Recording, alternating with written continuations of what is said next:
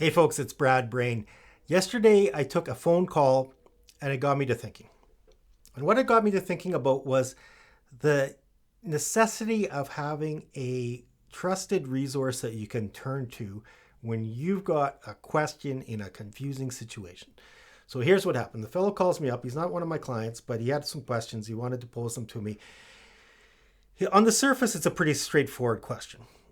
The question was, what should he do with his money? But that's not a superficial question. It's more like having a thread on the jacket, and once you start pulling on it, it can go on and on and on. So specifically in this case, he was wondering what he should do with his money. I said, well, what's your objectives, right? What are you trying to accomplish? And he said, well, he doesn't really need the money. And that's not quite the extent of it, right? If the money was unimportant, he wouldn't call me, right? So the first question is, what's important about this money to you? What are you trying to achieve? But more specifically, he ended up, for whatever reason, he got out of the markets back in March of 2020 when things were ultra low.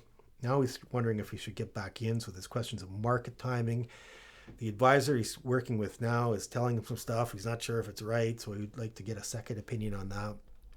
He's wondering, is there something he can do with his money that's still safe, but yet can give him a bit better rate of return? So now we've got a question of what's realistic when it comes to the risk-return trade-off.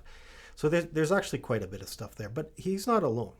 And it's not only questions that exist at the client level. I simultaneously am working with a second person who she was told the wrong stuff from her bank.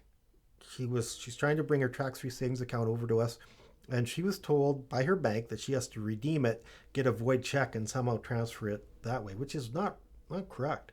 But the banks aren't the only people that are erroneous from time to time. There's an internet advisor forum that I belong to where there was a person out there who was completely mistaken under his view of how withdrawals from tax-free savings accounts, how that affects your contribution going forward. He was just factually wrong. So the bottom line is that there is a lot of confusion out there.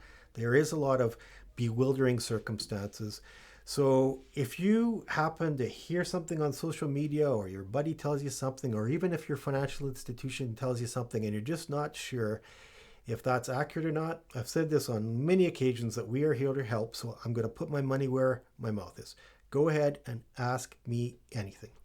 If you have a question and you're looking for an opinion on a subjective matter, or you're looking for factual information on an objective matter, I will do my best to give you a hand. So go ahead, ask me anything.